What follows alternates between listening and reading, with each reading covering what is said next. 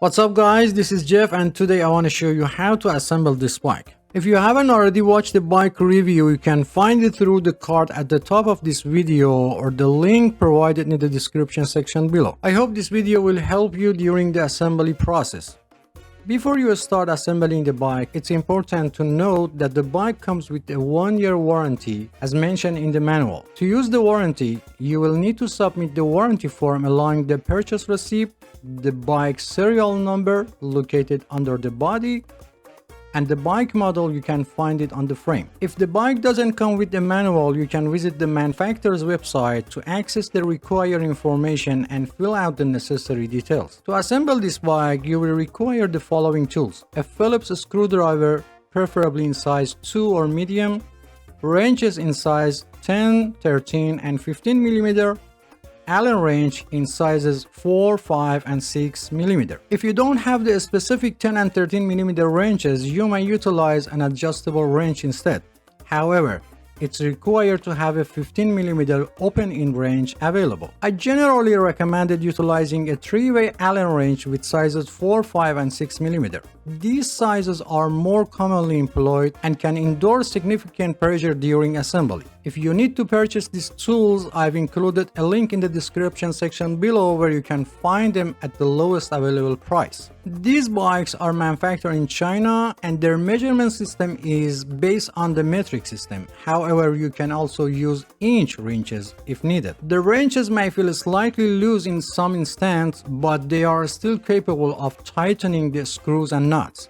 These are the size of inch wrenches that you can use. Some parts of this video are common to all bikes, and in order to be able to give you a complete explanation, I've used several bikes. So don't be surprised if you see different bikes in some part of video. Okay, let's start. First, check the box completely to make sure there is no any damage. If the box appears to be damaged when opening it, make sure the bike parts are not damaged in the damaged area of the box. Avoid tearing the box completely when removing the bike. Why?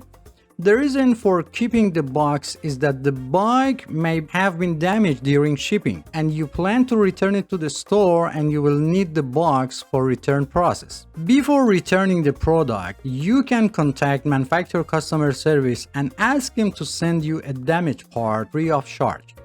Each store considers a return time policy for itself. For example, eBay or Amazon, you have 30 days to return the product. Make sure they get the part to you before this date, otherwise return the product. To open the box, use a 1/2 inch deep cutter or knife and start by cutting the top and side of the box. Even you cut through the middle of the top, as long as your cutter blade dip stays within 1/2 inch, it won't affect the bike.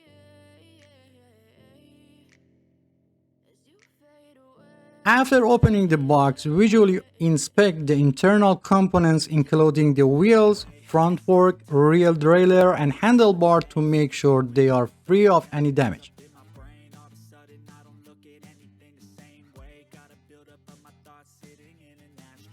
After making sure that the bike components are intact, you can take the bike out of the box and still avoid tearing the box.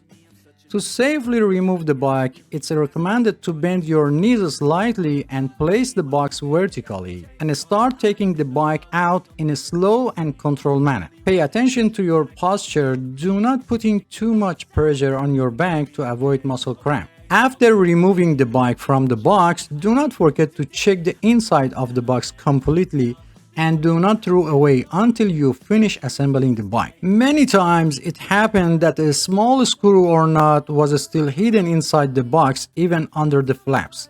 For ease of assembly, remove all paper and plastic cover from the bike. However, be careful not to damage the paint on the body when removing them, as this may lead to rust over time. Also be sure to remove any remaining tape from the body, as it will change the bike paint over time. Sometimes, especially for bikes 24 inch and up, removing a bike tire can be challenging.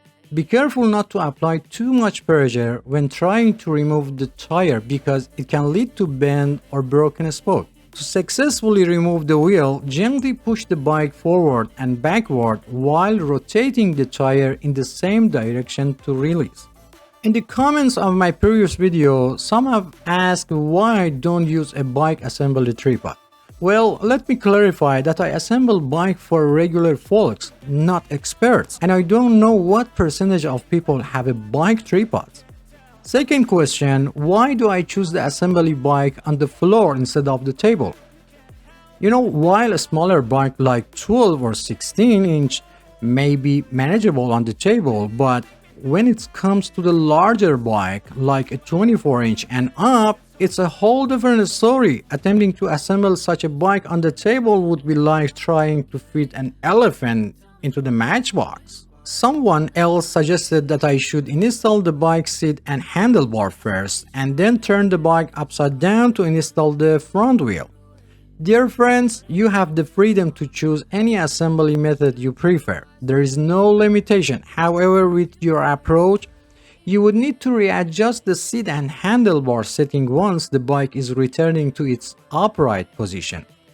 I would appreciate your comments on this matter as it would be helpful to determine which method is easier overall. For easier assembly, you can lean the rear wheel against a wall or other object.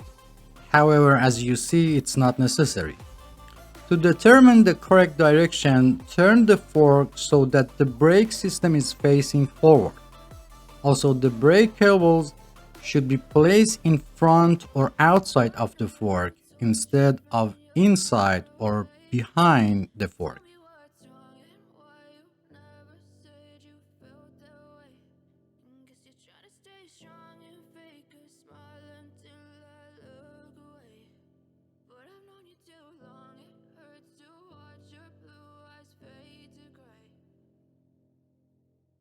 If present, remove the plastic piece from end of the fork.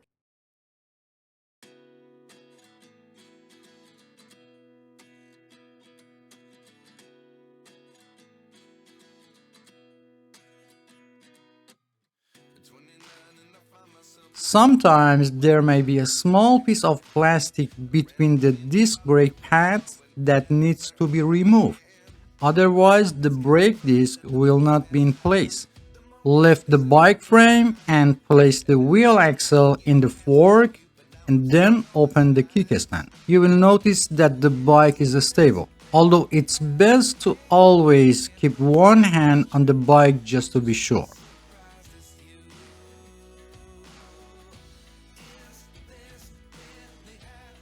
If the rim is warped or bent, I made a video on how to fix it and I've put the link in the description section below.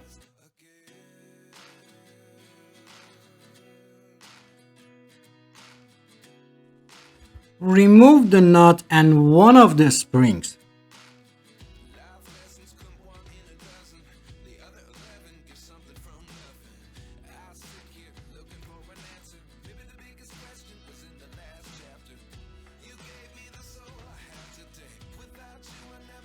Insert the quick release rod into the axle hole and install the spring and head nut on the other side.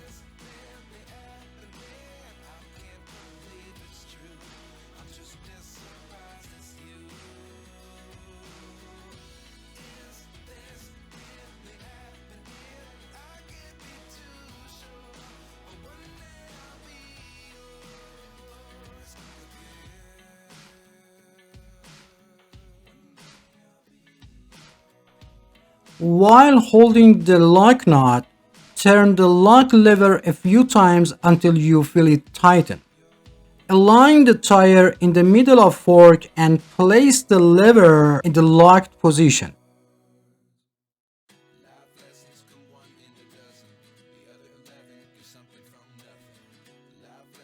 The lever must be pressed close, otherwise turn the lever once and try it again until it's pressed into the locked position.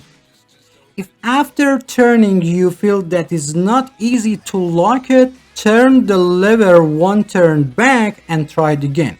Install the lever parallel to the fork bar or next to the fork toward the disc. But for a peace of mind, and install it next to the fork. If the fork was bent and you couldn't put the tire in the fork, I made a video and I've put the link in the description section below how to fix it.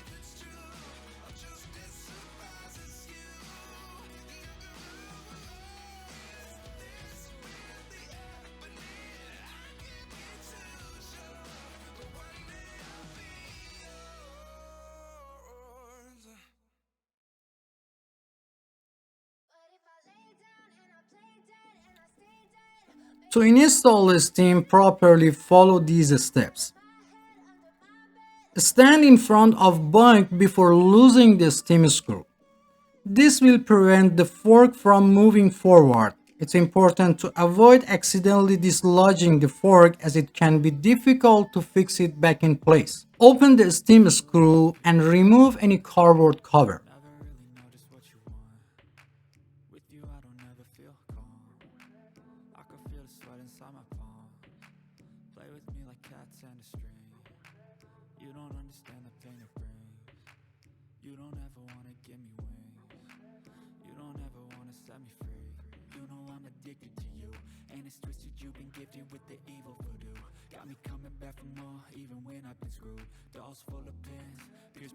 Place the stem on the fork rod. Ensure that the wire brakes and gear are not twisted and the gear indicate plate invisible.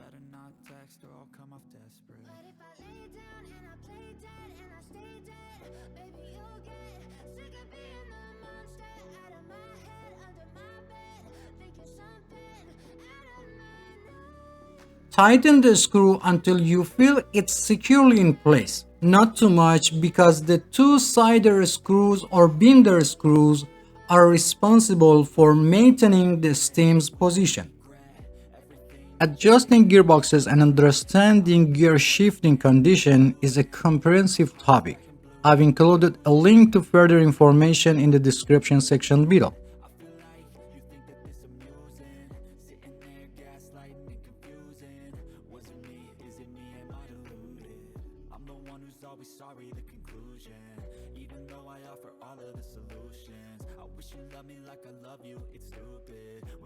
Align the handlebar with the fork and tighten the two screws crosswise that hold the stem. Take care when tightening these screws as they are often made of aluminum. Make sure the wrench is properly seated to avoid damaging the screw heads.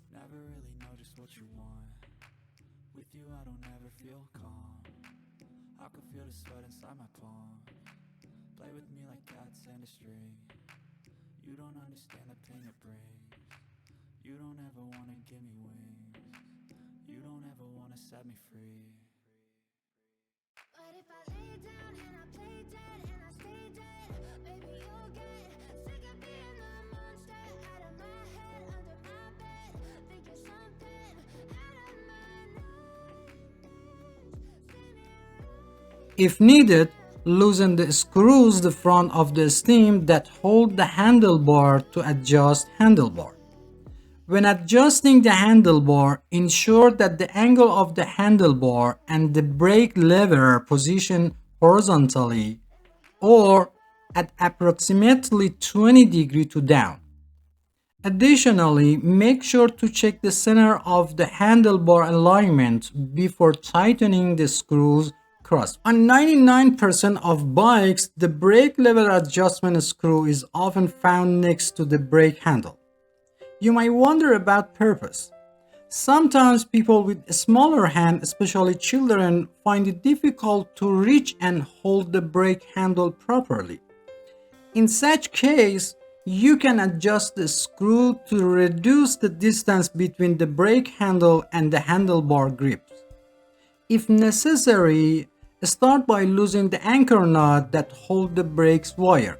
Then, tighten the screw on the brake handle.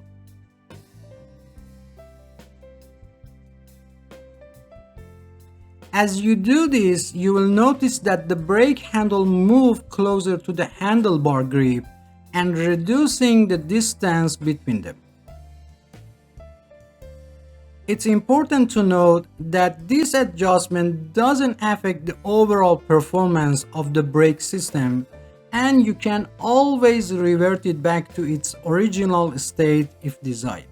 If the reflector is loose, align it horizontally and tighten it with the Phillips screwdriver.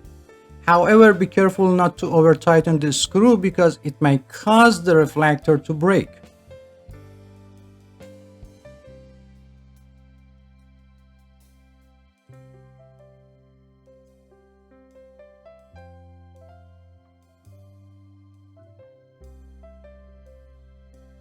Close the adjustable barrel on the brake handle to the end and make sure that the groove of the adjustable barrel is not aligned with the groove of the brake handle so that the brake wire doesn't come out. Loosen the anchor nut of the cable and push the brake arm upward and hold it.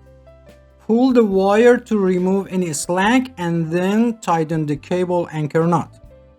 At the end, put the remaining part of the brake wire to the outside of the rim so that it doesn't make noise when it hits the wheel during movement.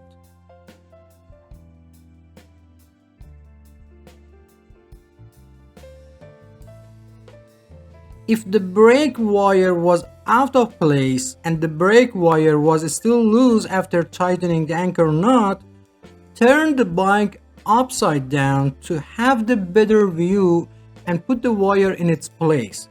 Adjust the brake and tighten the nut. Generally, after installing the front wheel, you might hear a slight noise from the movement of this, which is usually normal. However, if you prefer, you can make some adjustment. Start by loosening the two screws that hold the brake system in place.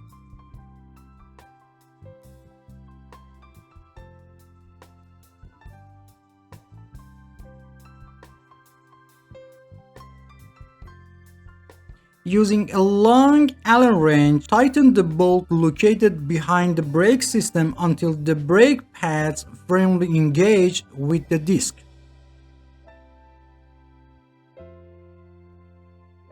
Press and hold the brake lever, and while doing so, tighten the two screws that hold the brake system.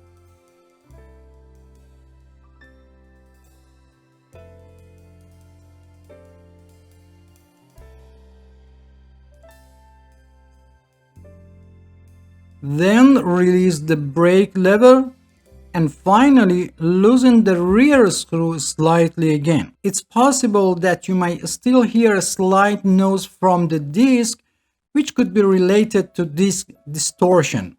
And you can follow the same process for adjusting the rear brake.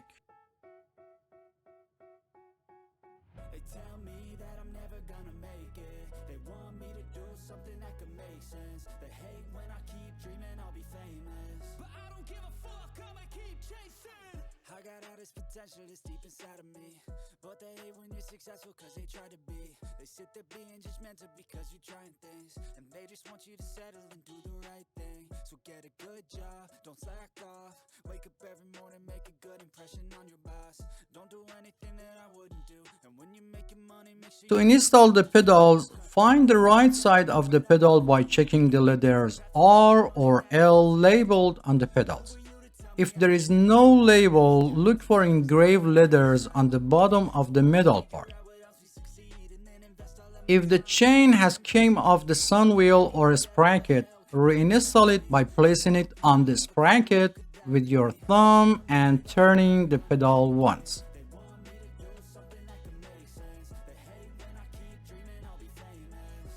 Install the pedal by hand only, without touching the threads and without using tools. Be careful to install the pedal vertically on the crank arm to avoid damage to the pedal and crank threads. For the left side, turn it counterclockwise, or easy way, turn it toward the front of the bike.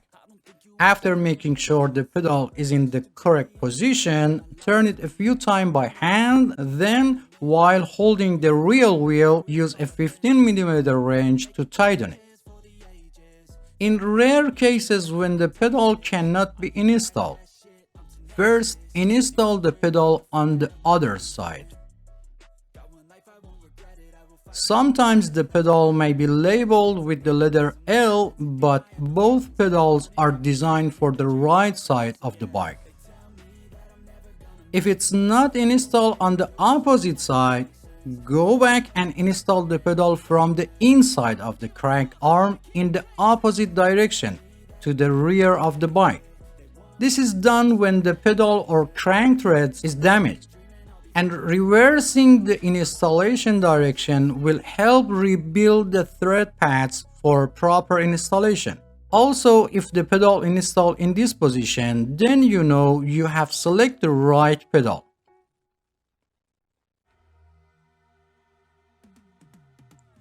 After installing the pedal for one side, repeat the same process for opposite side and make sure that the direction of rotation of the pedal is clockwise or toward the front of the bike. It doesn't matter if it's right or left, always install them toward the front of the bike. If your wrench gets stuck after tightening the pedal, to remove, push the wrench toward the outside of the crank arm and release it at the same time.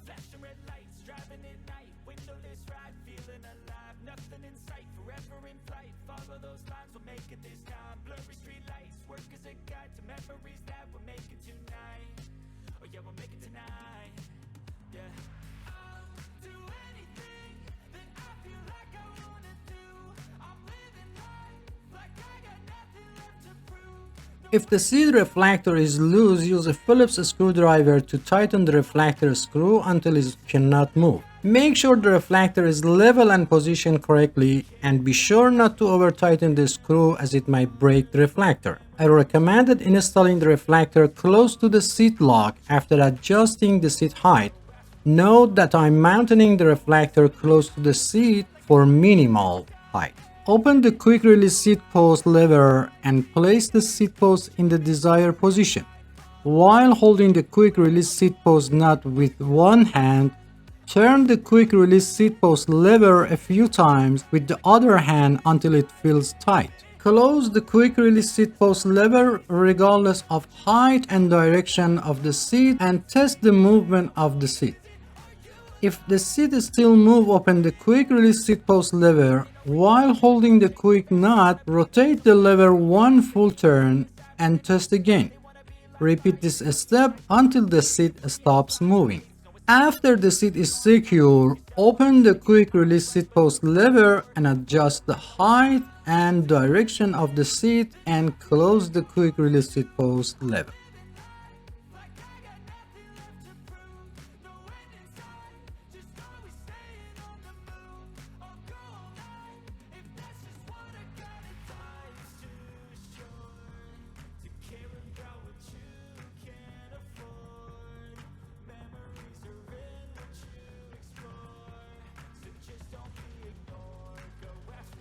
The height of the seat can be adjusted according to the two age group of people under 18 years old and people over 18 years old. It's important to keep in mind that the body continues to grow until about 18 to 25 of age and then growth slows down. For children under 14, it's recommended to buy a slightly larger bike to accommodate their future growth and choose the right size for people over 18 years old. It should be noted that the age alone is not a determining factor and body size and proportion are more important.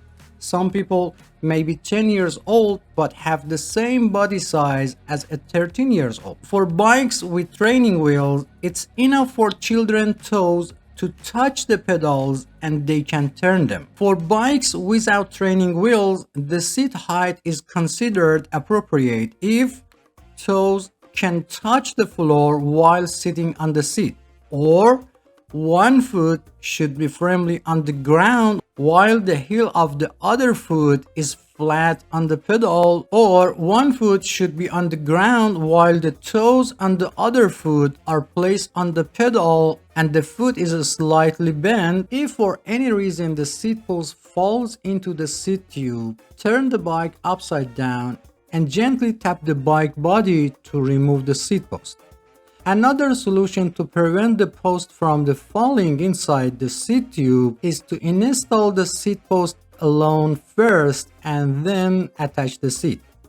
This eliminates the possibility of the seat post falling into the pipe during the installation. At the end, it's necessary to check the work done and make sure that all bolts and nuts are properly tightened. When inflating tires, some people inflate the tire to the amount of air indicated on the tire. However, it's important to note that the value displayed on the tire represents the maximum air pressure that the tire can withstand. For most bikes, the recommended air pressure is between 25 to 35 psi. In another way, after inflating to 20 psi, sit on the bike to check the tire pressure. If the tire is not fully inflated, increase the amount of the air. Remember, the weight of the cyclist determines the amount of the tire inflation. To inflate the tire, first remove the valve cap and then put the air pump head on it. Sometimes this is difficult because by pressing the tube valve, the valve goes inside. If the tire is slightly inflated, first deflate it completely. Press your thumb on the back of the valve and place the air pump head on it. Inflate the tire halfway and make sure the tire is still on the rim. If part of tire pops out, release some air pressure, put the pops out area back inside the rim and reinflate it again.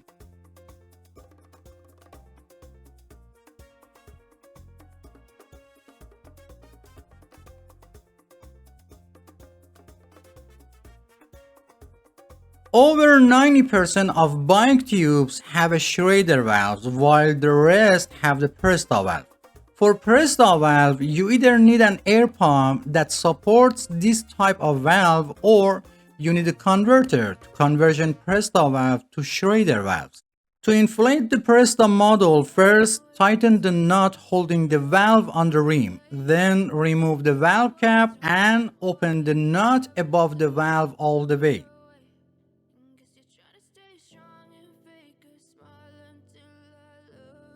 Install the converter on it and inflate it like Schrader valve.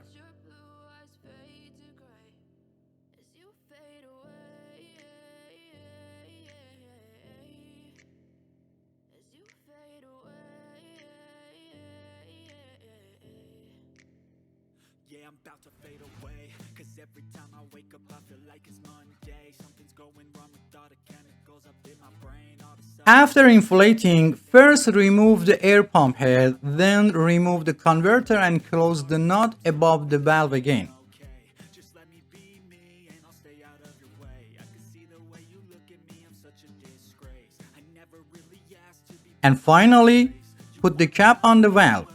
If the nut holding the valve on the rim is loose, tighten it again. And finally, it's very important to teach children how to use brakes before riding a bike. Many accidents of children with trees or walls happen because they are not familiar with the braking system. So spend at least 10 minutes and teach them, and don't forget the helmet.